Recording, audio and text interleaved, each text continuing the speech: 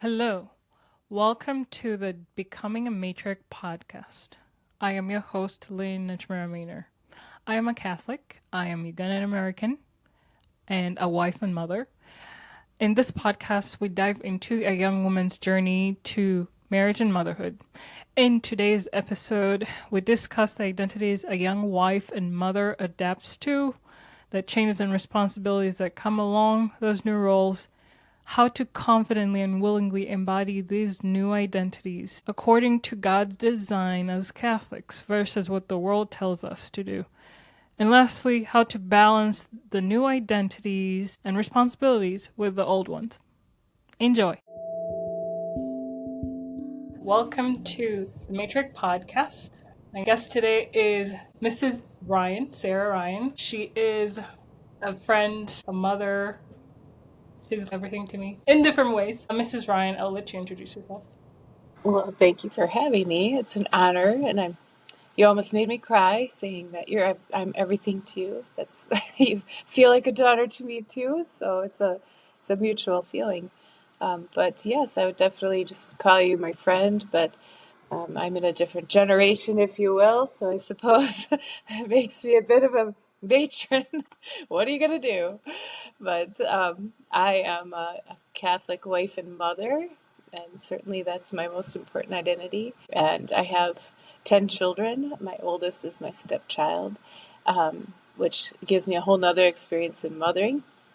And then I have 9 additional children ranging from, well, my stepdaughter's 31 and the baby is going to be 6 tomorrow. So we're in the thick of family life, and it's an adventure for sure. Thank you for introduction.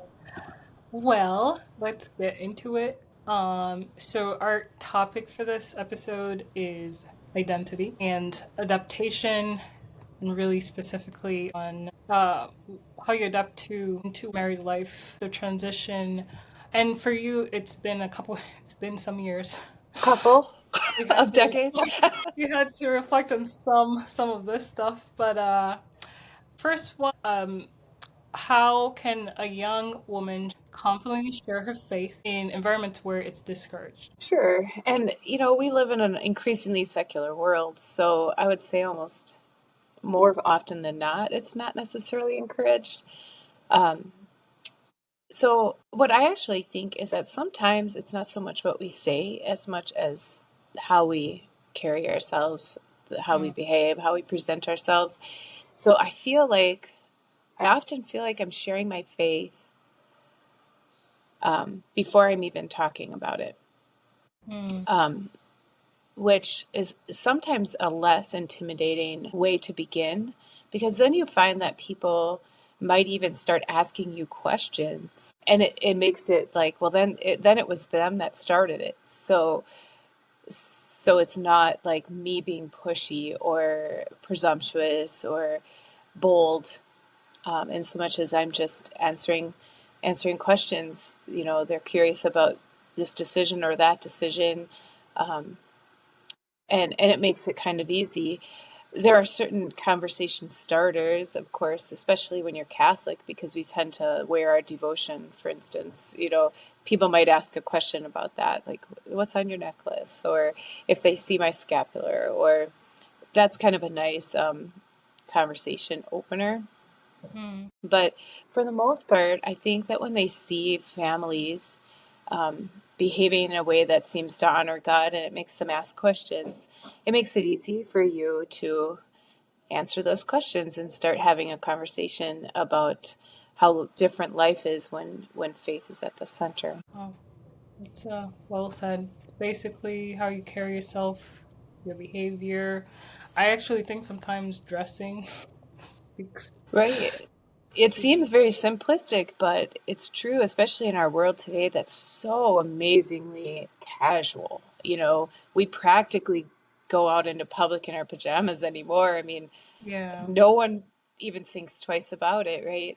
So when you are more presentable, even just in the simplest sense, I like to jokingly call myself a radical feminist because I prefer to be really radically feminine in my attire. Um, And so I'm usually always in dresses and skirts. I always look like I'm dressed for church, but it's just the way that I prefer to be. It definitely is. It's a conversation starter. Yeah. It definitely is. Um, I just want to hint on the dressing, the pajamas especially. Where I come from, it's very frowned upon to present yourself in very casual, laid back attire. Like, I don't know. So for example, I grew up predominantly like covering my hair when I go to bed. I have a bonnet and my pajamas. And like we were raised to, you wake up in the morning, you take a shower, you get ready. Like that really mentally prepares you as a person to get to your day. And then you go do your stuff. And it doesn't matter if you're stay home mom. Um, but the things I so, for example, in college, kids going to class with pajamas, and I'm like, how is this normal? Like, what's going on? And it's kind of been normalized. Even within my family, I've seen a few people. I'm like, it's not okay. Like, I don't want to go too far into that, but uh, it's very questionable why people choose to do that. And they get really lazy, I feel. They get really lazy. But yeah, I just wanted to make that comment. We need to work on our attire. I think Americans generally, the culture is not going great. It's not impressive. It's disappointing. I just feel like, we could do better than this. I've been making college visits with some of my Mm. children, and oh my goodness, talk about college. I can see that that's definitely going to be the case on my Yeah. daughter's campus. And especially I on the college campus, especially men, it seems like these plaid pajama bottoms were just sort of a thing. Yes. And it's sad because now that's so ridiculously casual. They call it loungewear for a reason. So of course it makes you lazy, right? I mean, Mm. you feel like you're lounging, and so we act the way we're dressed. We act the way we present ourselves, and so we're extremely casual and kind of lazy. Well, now business attire has become so much less Yes. dressy It's because just our casual. usual attire is ridiculous. Our daily attire is our pajamas. So now we feel like we're all dressed up if we put on our t-shirt and blue jeans. And you don't even see business It's suits. not. It's It's not. not But impressive. it's a trend. Like, I guess. I don't mind being called old school. I think Oh, it's yes. the right thing to do. The right is right. Yes. I called many things. Irrelevant, Wow. old-fashioned, Irrelevant. That's kind of irrelevant. Yes, that is. because you're irrelevant now. Nobody's going to take you seriously. Really? I don't know. I don't take the pajama guys very seriously. So I, I'm okay with it. So I consider those compliments. I'm like, you know what? Thank you. Yes, I am old-fashioned, irrelevant, and a bit prudish. Bring it on. It's okay. Ay, ay, ay. I'm just hoping that we have that bend backwards, where we're just going back to traditions. I think we're in that place because I feel like a lot of people feel emptiness, and I think that in itself is pushing people to seek God.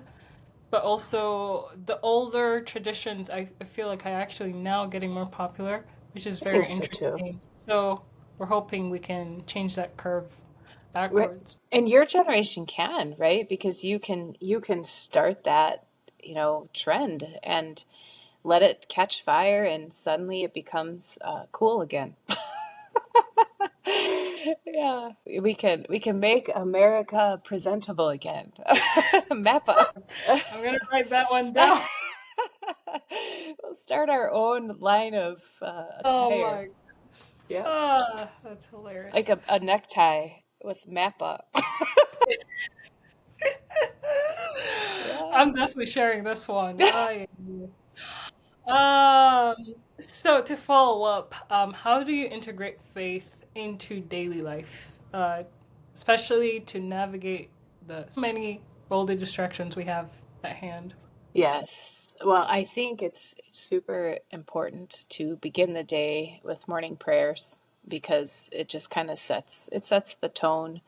And then over Lent, we tried to make it more of a practice to have family morning prayers, which are always harder to accomplish, especially as children start getting older. Everyone has their own schedule. It's so hard to coordinate.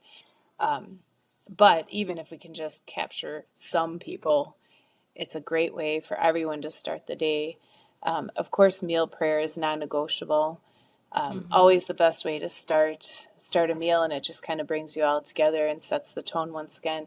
Um, and I think your meal time is just better that way. Conversation is better, and then we end every day as a family sitting in the living room to share a family rosary. And that has become such an important part of our family life, our faith life, because it not only is prayer time together as a family, but it also starts off as our opportunity to check in on everybody. How was your day? And see if there's anything to talk about. Um, so it's been a real gift. How would you approach kids who are resistant, rebellious? Yes, and I have that. And so, it's all of those things are really non-negotiable when they're minors, if you will. But I try not to make it a negative experience, even though sometimes I get the pushback, but I'll be like, it might feel like a pain in your neck, but this is time you're going to look back and really like think, oh, that was kind of great, I guess. Um, oh, I guess that was kind of fun. I guess it was kind of good. And they roll their eyes at me, but we try to just keep it positive. But once they graduate from high school but are still at home, I do give them more leeway because they're going to be in the world and it's not going to be on my terms. So if they choose not to join me, then I just add them into my intentions for that family prayer time and just pray they stay on the path, stay in the truth, and that's all you can really do because you're always going to have resistance, all different temperaments. Everyone has their opinions about how things should be. Mm-hmm. Especially with our day and age, my gosh. I've so growing up, to just kind of share we grew up Catholic, and I just remember, uh, our parents trying to get us to mass, and we're just kind of, it's kind of like you're resistant, and until you actually grow up, I would say probably my teenage years, high school, because part of my high school was back in Uganda. And I went to predominantly Catholic boarding schools, all girls. So for us, those things were non-negotiable. If you aren't Catholic, well, you decided to come to a Catholic school, you're going to mass whether you want it or not.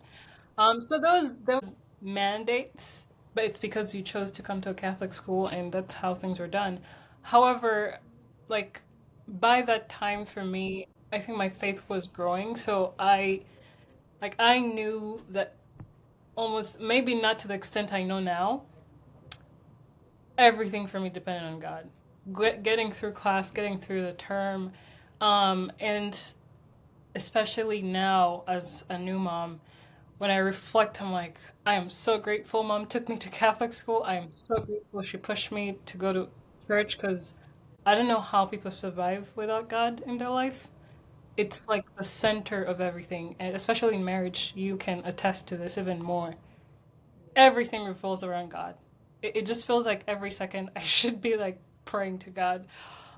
So I'm just so grateful, and as you said, eventually you look back and you appreciate that your parents were pushing you, even though you're resisting. So I think it will work. I guess to give you some hope, Yeah. it will come around. It'll come Yes. around. If you sow your seeds, the harvest will come up, and it'll be a joyous moment. Moments. Yes. It will Yeah. be. Yeah. In terms of your faith journey, did you always identify your relationship with God as your top identity? Did that kind of sink in more, especially when you got married? Like, how did that evolve for you? For me, it was really motherhood that brought me the closest. to God. I feel like I always had a sense of God, but I grew up in a very complex, broken Mm, situation. So I didn't have stability of married parents, unity in faith, going to mass as a family, certainly not praying as a family. So I think my understanding of God was maybe a little confusing. But I was never resistant. I never went through a phase where I was just like, that's silly. Never. And in fact, I even saw it. I wanted to go to church, but I didn't because I didn't have really solid Catholic catechism. I was a Catholic because I went to Catholic grade school and high school. mm, So that was my access to the sacraments was through my schooling. And so I considered myself Catholic, but I didn't really understand what that meant. I was willing to go to church with whoever would take me on a Sunday. So if I had neighbors, mm, I would go anywhere. So I really did desire that closeness. I wanted to be closer to God, but I didn't really understand many of the aspects of my faith. mm, And then I would say my young adult, teen and young adult years, I was pretty lukewarm, pretty indifferent. But I wasn't being pushed either. Like you were saying, you're so thankful your mom pushed you. I wasn't being pushed. Um, so I didn't resist anything. I was just sort of indifferent. mhm, But, and my husband is a convert, so he wasn't Catholic when we were married. We went through the RCIA together and he became Catholic shortly after we got married. But we were both pretty clueless. But our journey was together, which actually is a really beautiful thing. And so neither one of us have any regrets for the way that everything went. We feel like it was absolutely God's will and it was perfect. But we're not perfect, but God's will for us was. But it was really becoming parents that propelled us into this. Okay, we gotta get this figured out yes. and have a plan. And so we did that together. Um, we we embarked on that journey, and we grew, and it's been amazing. It's it's been beautiful. Mm. So I talk about babbling. I just did, and now I'm kind of forgetting what my initial question was. Sorry. So, um, the initial question was, how did you, how did your faith evolve? Like, Oh what's yes. Okay. really Well, your good. At main? least I stayed on track. I just You did. yeah, so then once we became parents and especially actually we decided to homeschool. That was a great decision because I chose a curriculum that had the Baltimore Catechism and I learned right alongside my children and was like, "Oh, this is beautiful. Why did they ever stop using this?" Because it's a really good way to teach the beauty of the Catholic faith. So All right. So to follow that up, what effective approaches have you used to teach your children about their identity in God? And you gave an example of starting your day with prayer, ending it with prayer, and the meal times. I think those are very effective ways to help kids see why it's so important to have faith. Are there other ways you've used to help get your children to learn about their faith? so I try to encourage going to mass at times outside of Sundays, just because it's another opportunity, and I like to present it like as a gift. Like we have that opportunity. There's a lot of other churches that aren't open outside of Sundays, Mhm. but we can go every day. My children also take catechism at our church, so they learn from our priests and sisters, which is a real gift. But then it's incorporated into every subject that we learn in our homeschool. So it's just basically like a decision to present, like Jesus is the center of absolutely everything in our house. He's placed throughout the house. We have crucifixes, we have statues Mhm. of the Sacred Heart of Our Lady to always remind us, to just bring us back. I think it helps when you have that sort of beautiful artwork and reminders of Jesus. I think it helps behavior because it's Yeah. a simple reminder of, oh, I guess I guess I shouldn't be doing that. And so that's something that I think really helps us. And then like I said, our homeschool curriculum is very much Christ centered, Eucharist centered because it's Catholic. And so we we try to learn aspects of our faith in every subject that Mm-hmm. we do, and then just little things. That's the beauty of being Catholic, right? We have so many options, but we have little holy water founts in different areas of the house. Nice. Our rosary collection sits on the fireplace, so there's kind of a stand, and there's multiple rosaries that everybody can take from every evening. So all those things are just visual reminders, and it kind Mm-hmm. of helps us to stay focused on what's important. Wow, that's beautiful. The holy water. Haha, I had some interesting, this is a tangent. Had an interesting experience when we were in California. A lady was just really eyeing baby. Not to mention, almost everyone there just wanted the baby. They're like, well, if you need a break and want to sip Oh, some wine, we could take her. And I genuinely appreciated it, but part of me is like, I don't really know you guys. yeah, I am not just yeah. gonna hand you my child. So I go to the car to nurse baby. Sas was having a Catholic founders meeting, and Okay, I got to meet these people. And after we nursed, I go back to because I had decided I'm gonna go home earlier. Baby, it was past her bedtime, sure. and the lady who was looking at Kitahara without really saying anything meets us on our way halfway as I was going back to the restaurant, and she just says it over and over. I really wanted to say baby. I really da, da, da. She said it like over 10 times, and in my head I'm like, I get it.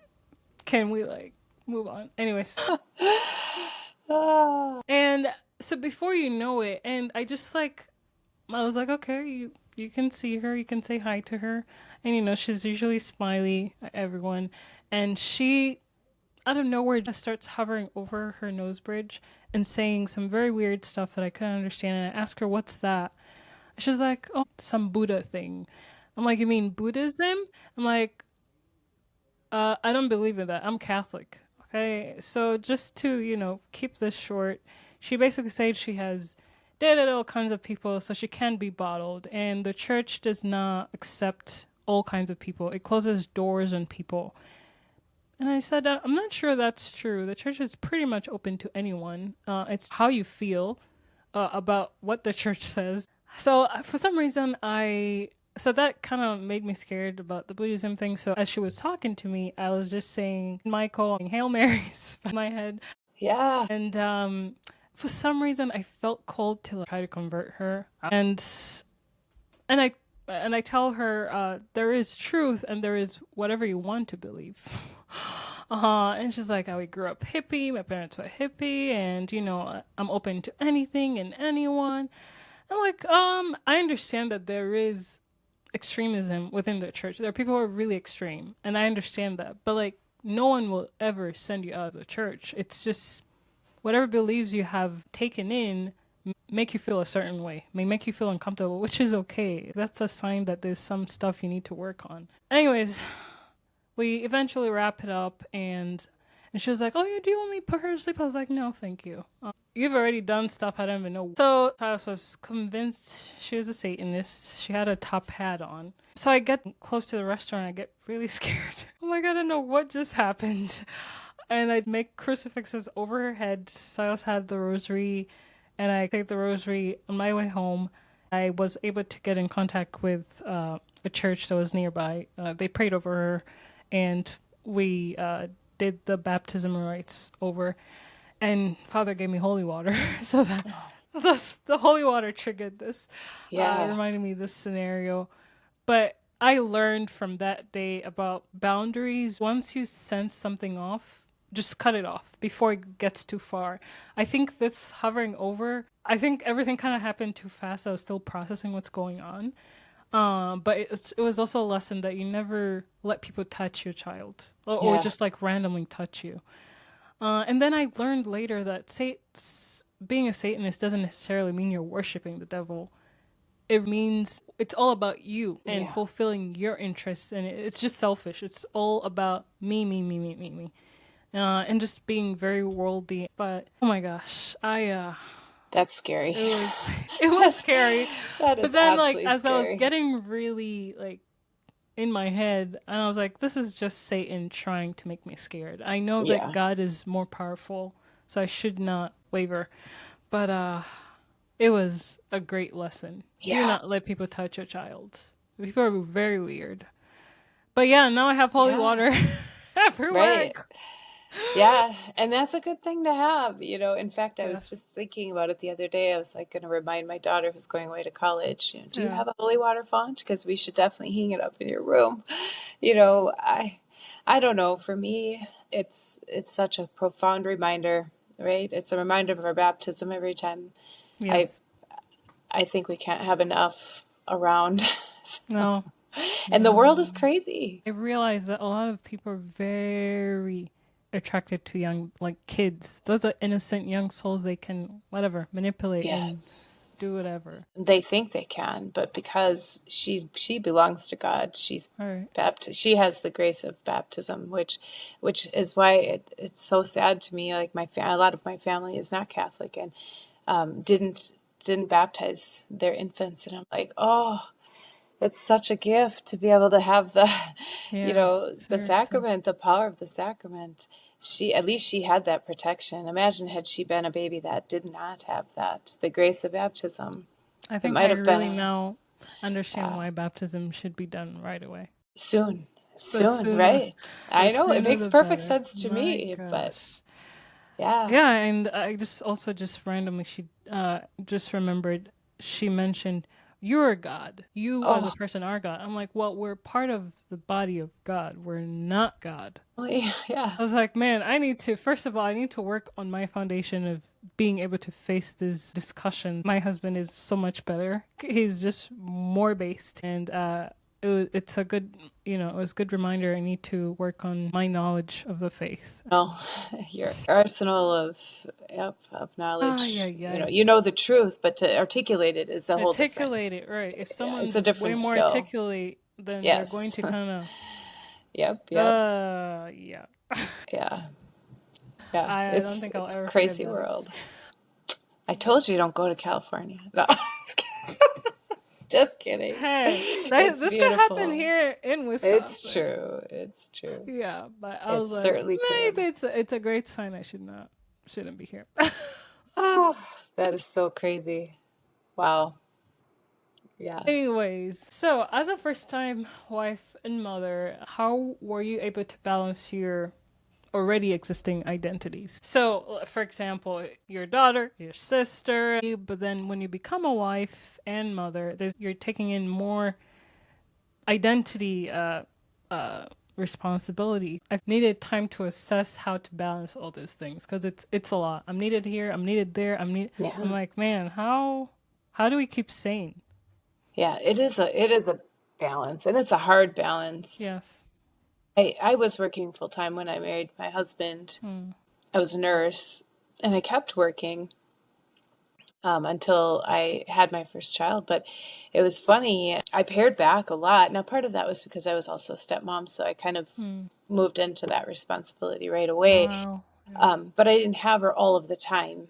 But I adjusted my schedule so that anytime we did have her, I was free. So that was kind of my first little intro into making that sacrifice of, okay, well, this is more important. So, Right. but then when we had our first child together, I stopped working right away, and I quickly found, and I'm sure you found this too, that my job was definitely a full-time job. I I didn't feel like, oh, I have so much free time, I don't know what to do with myself.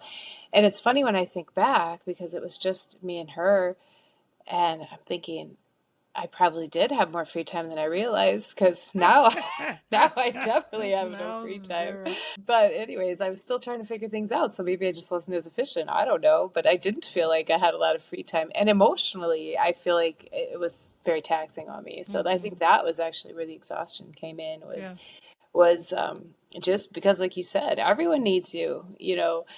Um, mom. yeah, yeah, and but you are still also a part of your other family. You are still Yes. somebody's sister. You are still somebody's daughter. And your friends. You have friends, and your friends Yes. aren't necessarily all doing the same thing you're Oh doing. gosh. Yeah. So you're trying to balance like, well, how do I maintain that friendship? But we have nothing really in common anymore, right? Now here I am. I've got this little baby. I remember going, I remember going for a pedicure with a friend of mine who didn't have a baby, and I go trucking in there with my big baby bag that probably had way too many things in it because I thought I needed everything on hand. Yeah. And I even brought my boppy pillow, and I got my little 3 month old, and I go in there and I set up my little station. I'm like, all right, I'm here for a pedicure. And I think my friend was just like, oh, this is so Uh, bizarre. But I'm like, well, I mean, if you this want is to my still be my life. friend, this is who I am now. I think I always kind of took a approach of like just finding humor in some of that silliness and just making sure to always let my friends know that I loved who I was then. Like I'm not saying that I love our friendship less, but Hmm. there's no doubt in my mind that I am doing exactly what God wanted me to do, Hmm. and I love what I'm doing, and it's Hmm. worth it, and I think it's valuable because the world doesn't convey that message. The Hmm. world definitely doesn't make women feel like they're valued and important when they choose to really invest themselves in being wives and mothers. And that's a super huge shame because really the world would be a better place if we all were willing to sacrifice Yes. and do the really hard work of being wives and mothers and giving that all of our attention. The world would be a better place. Society would be better. Families would be stronger. But of course, we're all getting that opposite message of you are capable of so much more. You could Hmm. do, it's like, well, maybe I could, but you know what? That doesn't mean I should. Hmm. So, Yeah. yeah. No, So seriously. it is a balance and it's a hard thing to balance out. And certainly, you just continue to struggle through it and kind of grow over time with it. You don't just wake up one morning and feel totally confident in the new you, you Mm. know. No, it's just like, I mean, the baby keeps you in check. well, they certainly remind you of who you are. Oh my gosh. It's like, oh, I think I got this handle. It's like, you think? Yeah. Yeah, right? I know. Oh Just my when you think you gosh. have it figured out. Yeah, Yeah, yeah. it's They're kind of, constantly changing. However, like, kind of, just to respond to you saying you just thought that you had more time. I do think, and you probably agree with me that your first child is the hardest because everything is new. You're yeah. not as confident. You're learning. So, and like the other thing I learned was if you're especially exclusively breastfeeding, almost 50%, like 45-50% of your brain energy is going into nursing. I had no clue. I should have known this because, I know all this stuff being a biology major, but it really makes you really drained. Like Yeah. 24/7 you just feel very drained, faint. And it's a lot of work and you're constantly, "Oh, what am I cooking tomorrow? Oh, child is this." Yeah. I know, but you have to take care of yourself too because Yes. you're producing milk. You're sustaining Yes. this other little human being that's totally dependent Yeah. on you. And yeah, it is exhausting, Yeah. but probably the most rewarding exhaustion that I've ever experienced. Yes. And it's probably the hardest job on earth and probably why, like recently I think it's letters from St. Paul. It's an Instagram page I follow that a lot of the attack is on the family. The family unit has been attacked for a very long time now, and we've been told we could do all of this, and it's just dividing the family. So if you do look at, I guess, the older times or more traditional cultures, or even, I think a good example for me that I saw when I was living in New York was some of the Jewish families. Like the mothers typically stay home and the dads go work, and a lot of their kids are very bright. Like they're very smart and very confident at a very young age, and it's because they have that attention and care. And it's not daycare and you're bouncing onto this, you're bouncing up to that, you're eating Right. fast foods. I mean, it's hard to change a mindset, especially if you've been fed that for a very long time. And I think with our day and age as well, we really have the blessing of being able to work from home and having flexibility if you really wanted to do that. Hmm. So we really need to rethink priorities.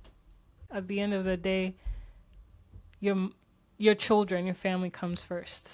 All these jobs are there to just suck out energy and time. It's all about themselves. It's all about corporations and profit. Right. You're just Yes. a They number. definitely don't care about your family. You're just a number. Yeah, Yeah. I learned that a very hard way. That I'm not. Yeah. That's a whole other story. But yeah, thank you for reinforcing that. It's so important to focus on your family in the very limited time you do have It because is very worthwhile. yes, And the world can't put a price on that. The value is beyond earthly explanation. yes, it's It's, priceless. we have been entrusted with souls.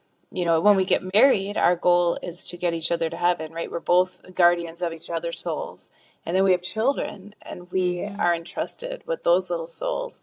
That is an enormous responsibility. It is. And it has to be taken seriously at every moment. And so we just have to let the world think that we're fools because scripture said very clearly that we would be fools for Christ's sake. Yes. We are not going to be viewed in the world as normal or successful or whatever We're going they to be think is persecuted good. as Christ Yes. was. Exactly. And they'll hate us because of him, and then we know we're doing something right. When we're called irrelevant, we Yeah. know. Woohoo, Yikes. good job. Dang. That Strong work. comment. Strong work. Wow. Irrelevant. That Yeah. is that is not okay. Ah, Ah, that's a harsh comment, but hey, yeah. you give it up to God. What can you do? Yep.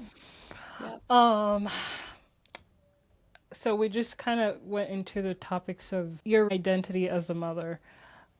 This is a little more the cultural aspect when you get together as a married couple. How do you navigate culture traditions? Does it necessarily mandate that the man's culture is predominant? Do you, because the woman nurtures the home and takes care of her children, is it predominantly the woman nurturing those culture traditions? Do you meet halfway? How does that work? Well, I mean, in my opinion, I think that once we're married and we start having our own family, Yeah. we establish our our little culture, right? Our domestic church is what it's called in our home. So we're going to establish our own family traditions and we're going to be making decisions that are right for our families. Of course, that doesn't mean that we disregard both of our Mm-hmm. extended families because they're both obviously extremely important, but they're not going to dictate the way that we necessarily do what we do in our own homes Mm-hmm. and our own little domestic churches. And we always have to prioritize our small family unit first because we are doing the hard work of raising up our children and guarding their souls and helping each other to get to Mm-hmm. heaven. But if you're really bringing two cultures together like yourself, Mm-hmm.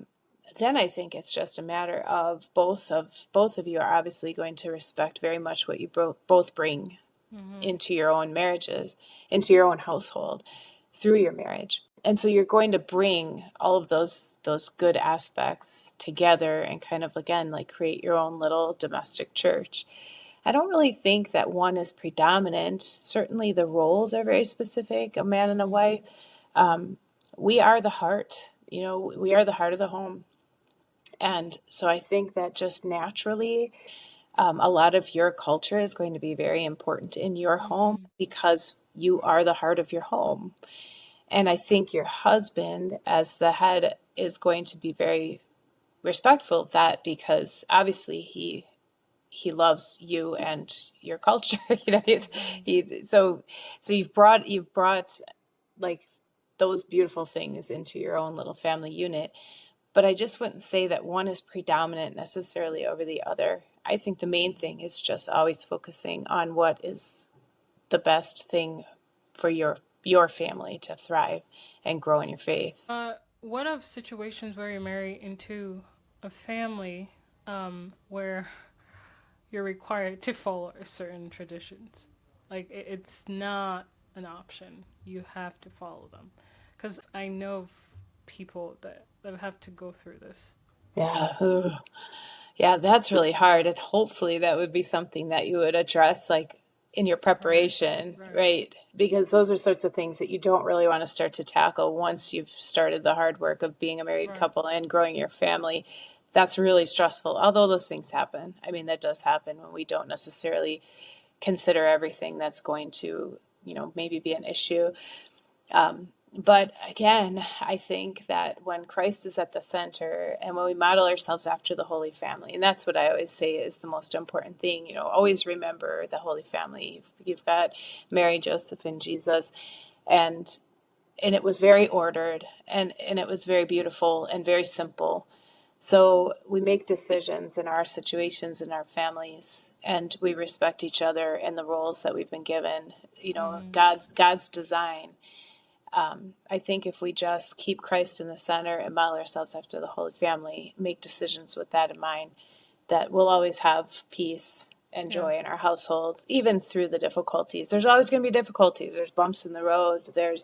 It's not easy. It's not easy. Nope. It's super worth it, but it is not Not easy. easy. The Yeah. hard work. Yep, it Especially the is. foundation. Oh my gosh. It's like, wow, I thought I was patient. Yeah, I know. Yeah, Oh, I'm used to doing this way, not that. Oh my gosh. yes. So Yeah. all the pettiness has to come out, It's a and journey. You're just like, oh, I can't believe I cared about that. But, you know, eh, yeah. But it makes us better people. Being a mother grows you in ways that you yes, could have never, ever grown. maturity. Being a wife grows you in ways, our husbands are growing in ways that they never could have without our marriage. Yes, Um, it's it's such an important part of God's design, and He yes. really does know the best. He knows what we need, What we need, and yeah. He puts us in the place that we're supposed to be with each other, and helps us to work through things. And it's a the end of the story is beautiful. It So is.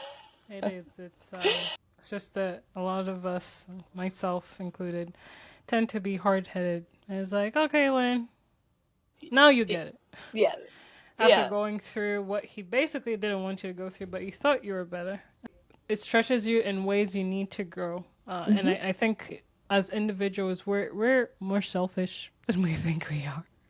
yes, Oh, and now you suddenly have to be caring for little souls, whole human beings, 24/7, and it's not about yourself anymore. right, But yeah. It's a very humbling experience. It's very humbling, and it stays humbling. I, yes, you go from the humbling aspect of just being, sleep deprived and exhausted and yeah. stretched and struggling to let go of certain things that you didn't want to let go of, and then you have adults, young adults, teens, and they Hmm. humble you in totally different ways. It's like, wow, well, Oh, just we'll like, be yep. right behind you. It goes fast too. I know everybody says this to you, and I remember being that mom that was just like, you've got your little ones in tow, and they're Huh. like, "Oh, it goes so fast." And I'm like, Like, "Speak for yeah, yourself." right. I haven't slept in 2 years. Like, this is not going fast. And then you blink, and you're yeah, like, "Oh, they're going away." It's really yeah, hard. Yeah. Yes. Yeah. Yeah.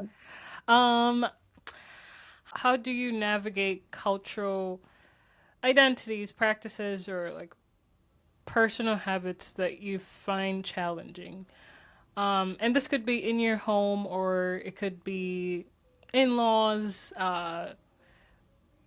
friends sometimes, I think, or if you had to live with someone for some time in your married home, how do you navigate this? I think here the test is often patience, reflection, hypocrisy, just to mention a Yeah. few. Talking about growing opportunities. Yeah. Ah, There's a lot of people in our lives that we just realize they're sanctifying, right? You're giving me all kinds of opportunities to sanctify. Thank you. And it's not easy. I think over time you start to see, like, I just have to let that go. yeah. And there are aspects like certain qualities or habits, like especially in our husbands, because we spend the most time, obviously, with them, that you just might find difficult, Mm, and you realize over time, in the big scheme of things, it just doesn't matter, and I just need to let this go, and you know, and then celebrate the things that you really appreciate and love, and try to think of those more than you think about the things that are difficult. God puts all kinds of people in our lives, man. and I think He puts them there for very specific reasons. They have different gifts, but they also have Yes. different quirks and different ways of driving us absolutely crazy. And you're like, I I can do this. I can do this. And and then you realize too, and I think about this a lot with my older children, when I find myself being critical of somebody that drives me crazy, I think to myself, I wonder what my children say about me that drives them crazy. I wonder, I wonder what things that they're giving as examples, Yes. of how I've made their lives Mm. difficult, or the things about me that have made things, challenging for them, or when they've considered me the sanctifying opportunity. I'm like, wow, I would love to be a fly on the wall in here, because there are going to be things, I don't care who you are, Yeah. there's going to be ways that you're going to rub other people the wrong way. Yeah. And so it's really just kind of a lesson. And maybe over the years, God helps us to just wear down to a point where we're like, I don't have the energy to care anymore about that.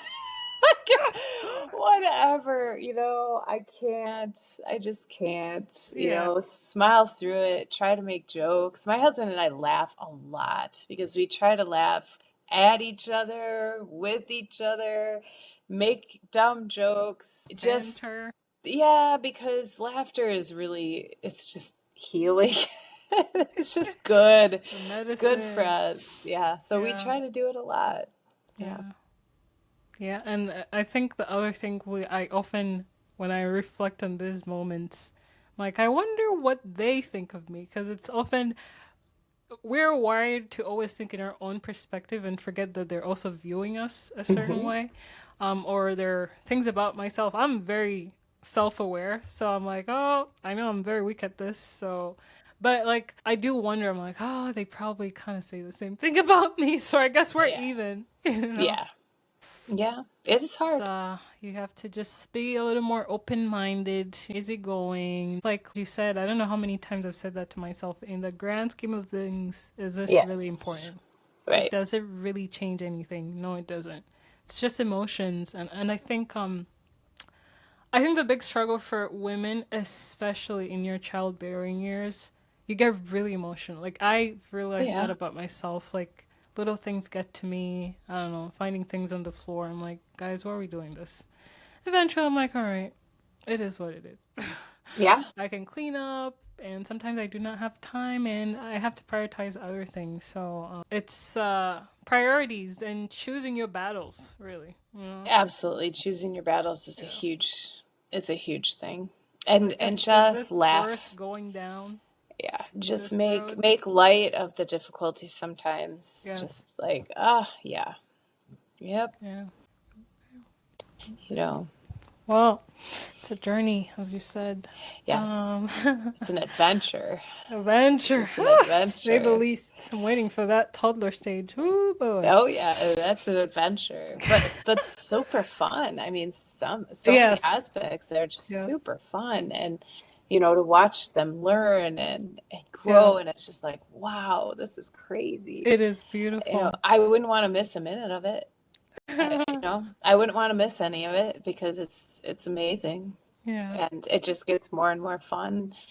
And then the challenges become different. Yeah. They're Big new kids, and big different. problems. Yeah, yeah, but still really fun. Yes. Still really, yeah, the adventure continues. Yeah. Ah.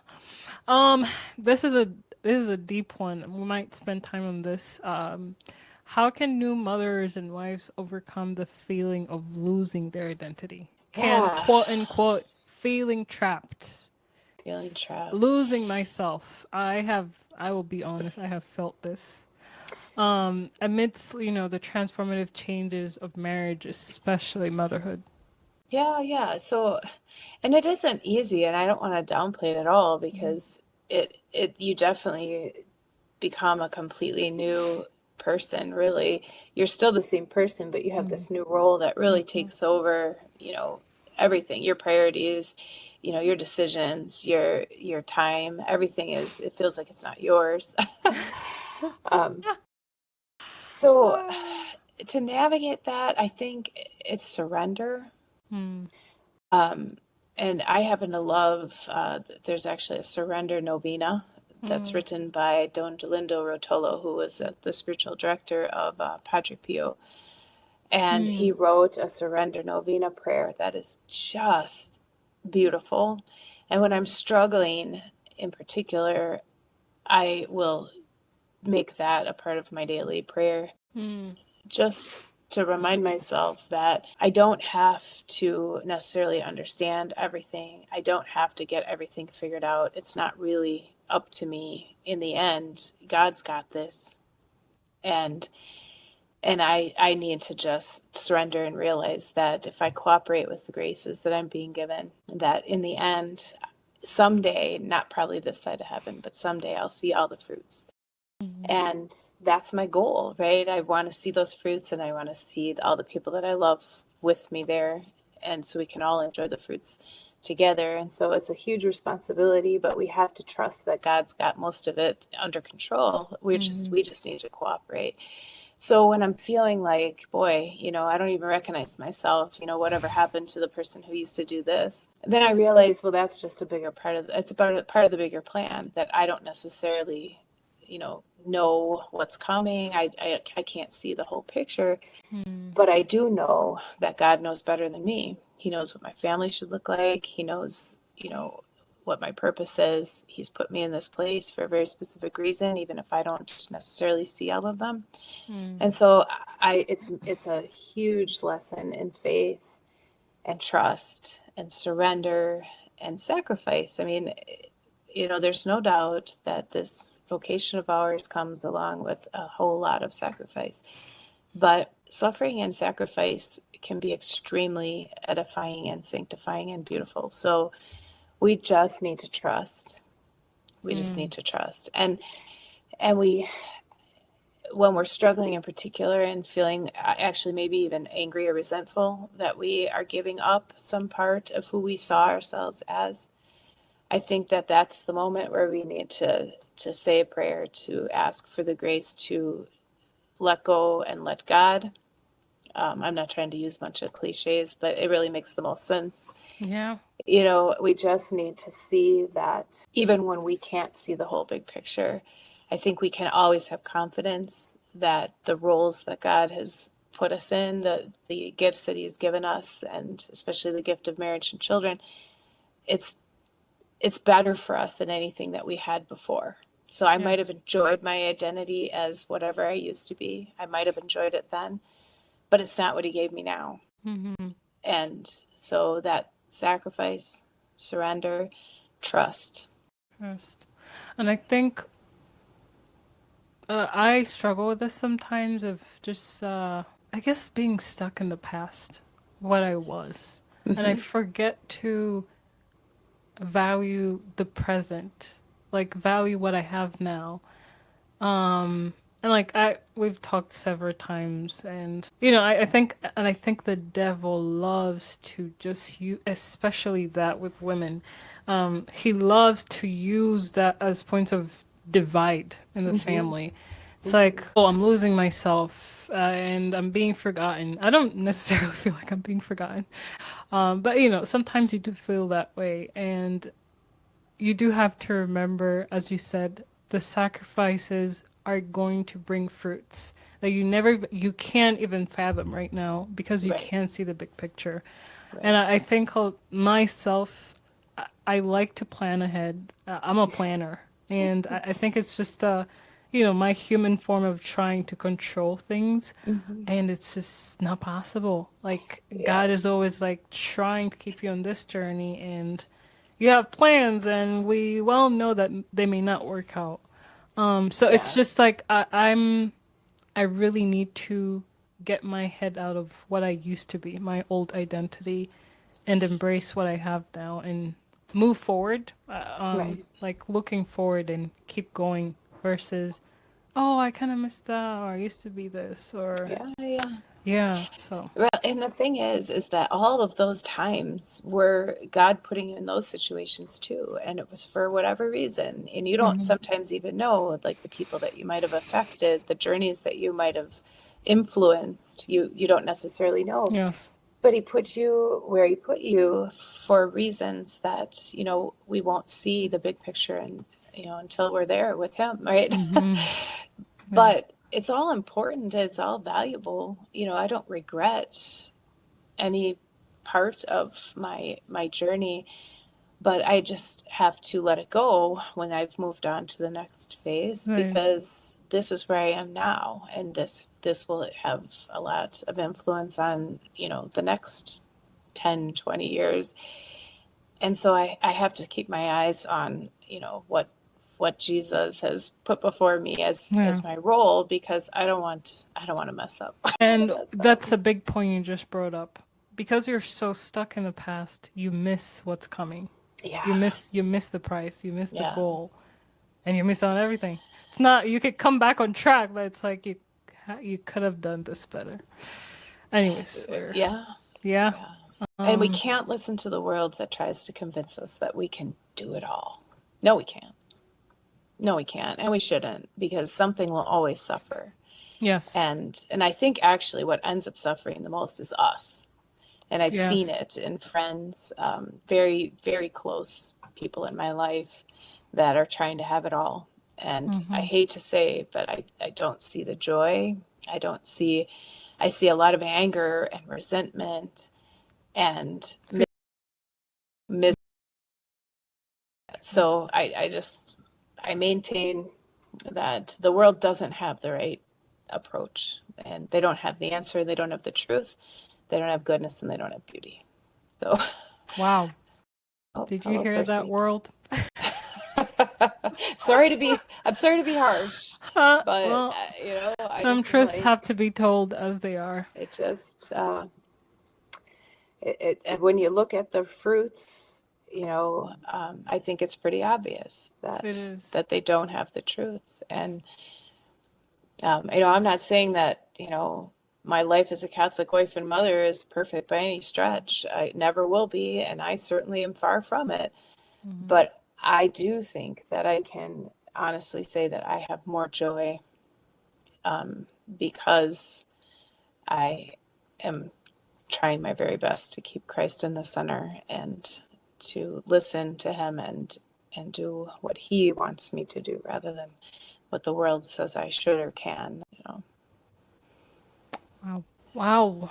Hit the nail on the head. We've kind of gone into this defining and embracing your unique identity. Take it on and with energy and trust and like genuinely wanting to do it versus, okay, I'm a mom now and I have all this stuff to do and it's a lot. I'm overwhelmed. How did you change your mindset to embrace your new identity? I think I tried to surround myself with like-minded friends, Mm, other mothers who are fully invested in their vocations and understood it that way, or at least were willing to talk about mm, it, willing to kind of, put in put in the time and effort and lift each other up. It's great to be surrounded by women who lift you up rather than yes. make you question Mm, question who you are or what your decisions are, whether they're good decisions. It's better to be around people who lift you up and help you out in the difficulties where you can really relate to one another,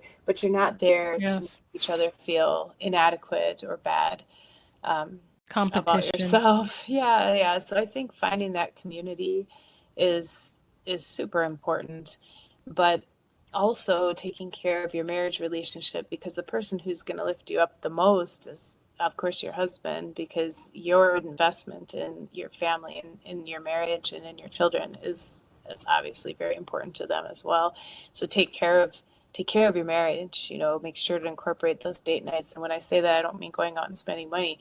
I mean making sure that you take the time at the end of the day to have 30 minutes of Checking. conversation, um, and checking in with one another and sipping on a nice glass of wine and laughing about the ridiculous things that happen during the day or whatever. You care for each other and make Yes. sure that your husband always feels that importance in the household. Like you Mm-hmm. make sure that they know, like, I care about what you're doing, I care about how your day was, and in turn they will communicate that same thing back. I appreciate what you're doing, and Mm-hmm. and and it matters, and our family matters, Mm-hmm.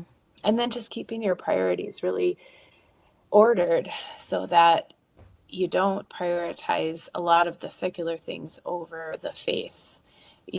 Family time, the time on the couch praying the rosary, families going to mass together, unity in that, and not having people going all over the place, different masses, different mass times. Trying Mm-hmm. to maintain that unity and Unity. stability, and it's just so that your family has that solid foundation to Yes. stand on, so that when you unleash them into the insane world, they have something stable to stand on. Yes. Wow, that was beautiful, you said. Wow. I'm taking notes. At least I'm trying to do what you just said. It's Well, not always possible. no, no, and it again, when I say it's a journey or an adventure, I really mean it. Like, it's constant. I'm Yes. seeing all these things, but not because I've mastered it. I don't think there's any Yes. such thing. It's been It's years. Yeah. it's good to remind myself of some of those simple things too, because Yeah. you absolutely can never become complacent. It Yes. requires, That's a big yeah, one. I think yeah, complacency is huge in marriages. yeah, I've seen it everywhere, and I'm mhm, like, I don't want to be roommates. Please, no. yes, And we're just like in the house, and yeah, we're family, and no. that's why we're together because we just happen to be related by blood. No, we need to like put in some effort, you know? It does take effort. Yeah. It It's does. it's an active thing. It's not just passive. It doesn't just work itself out if you just exist under the same roof. It doesn't Yes, yes, work. You have to work at it, which is yes. hard when you're a nursing mom and you're exhausted. You know, it's hard. It Um, is. and sometimes we do better at it. Sometimes we don't, We don't, yeah.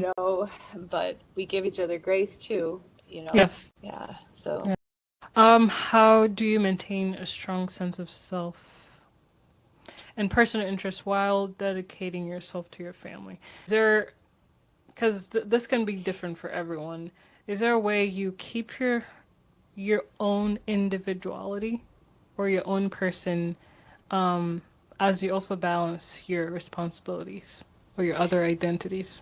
I'm not sure that Mm. I'm not sure that I really have. I don't know. I don't know what I would look like if I weren't my husband's wife and my children's mother. I But guess I maybe can I rephrase? Are there things you enjoy doing by yourself? Do you ever take personal time? absolutely. Yeah. But the funny thing is that some of my favorite pastimes are actually still related to my role Mm-hmm. as wife and mother and heart of the home. So my getaway is scrapbooking. And Mm. I have 10 scrapbooks. Each of my children has one. Okay. And I love to organize and put together, Yeah. their little life inside of this book, Mm-hmm. and they all love looking through it. And I think it's kind of Yes. special to have handwritten little things in there that, in God willing, 50 Crack jokes. years, they go back and look and read it, and it's like, oh, my mom wrote that. So that's my release, my fun sort of thing to do. But yeah, it still Mm-hmm. has to do with what I do, right, for a living. So I don't think that there's anything that's super separate. And then Mm. over the years too, I've taken on new pastimes, tried to learn new things. Mm. Frankly, sometimes it's because my husband has fallen in love with something. We Mm-hmm. talked about this the other day, but my husband fell in love with pickleball. So I'm following suit. I'm like, you know what? I can do Let's this go too check it out. because I want to have something that we can do together. And Yeah. then, our kids are falling in love too. And so it's a fun family thing. So again, like even my own personal interests, a lot of times they are very closely tied to Yes. my role as wife and mother, but that's Mm. okay. Like I think maintaining my identity is embracing who I am, who God made me to be, and I'm good with that. I Mm-hmm. think I love it and wouldn't have it any other way. I So think you that's just think that reminds us that you are a unit. Once you're married, you're one. There's yeah. no like, oh, for example, is a interesting one. Oh, I'm just gonna keep a separate bank account. Like, it's laughable. It Laughable. usually actually brings more problems. But yeah, you Yeah. are a unit, and We are one, and it's okay. It's yeah, good. it is It's good. good. It is good. We Yeah. probably take it for granted sometimes, but Yeah. Yeah. um. And lastly, in what ways has becoming a wife and mother reshaped your priorities and sense of purpose? You Yeah. So I probably guess, shared some of this, but well, right, because it's a little bit like we were just talking about how I mm-hmm. actually do choose things based on, what the rest of my family is doing, or I try to get to, you know, develop other skills or get to know certain things because of other people in my household. Um, so my identity is it's so tied Mm-hmm. to my family, but I see that as a beautiful thing. So Yes. um, so it doesn't bother me. It doesn't make me feel less of me. Mm-hmm. This is me, and I feel extremely blessed that God, I mean, He has been so good to me. I am Mm. abundantly blessed. He made me, and this is what He's asked me to do, and it's it's my identity. I pray that I will be able to take on the identity of a grandma and a great grandma, and even when we're forced to take on identities that are not particularly enjoyable, like widow, it still Mm-hmm. shapes you in a certain way and grows you in ways that you couldn't have grown otherwise. So I constantly try to remind myself that it's God's plan, it's not ours. Mm-hmm. So Yeah. I think the overarching things that I from this episode is surrender, trust, So, surrender and trust. And I think surrendering is one of the hardest things to do. yes, it is. It's hard, but I think when you trust in God and pray, you eventually just let Him do His thing. And you specifically ask Him for the grace to be able to surrender. Yes. And we also ask Our Lady, because she really modeled for us the most beautiful surrender, the most beautiful Yes. sacrifice um, of herself for all of us to assist in that beautiful Mm-hmm. gift. And so we can ask her too, like, help us to be more like you. I say it every day. Help me be a mother and a wife more like you. Mm. So. Wow. What a nice way to end. Thank you so much for your wisdom and time. Well, thank you for having me, and Yeah. it's been another adventure. I delved into something I wouldn't have thought, and I'm so happy you honored this invitation. yes, well, Yeah, I because we're a appreciate your little, friendship. So video, yeah, audio, yeah. I know. I'm like, on the oh, internet. really? Yeah. It's Well, all believe it good. or not, this is probably going to make impact more than we think it will, and this wisdom is priceless. And a lot of us young couples and those trying to head into marriage really need to learn from these talks. I took Thank you. some notes and I'm just going to reflect on what you said and probably going to incorporate in my own marriage, Well, motherhood. Yeah. I pray it could be fruitful. So, thank you.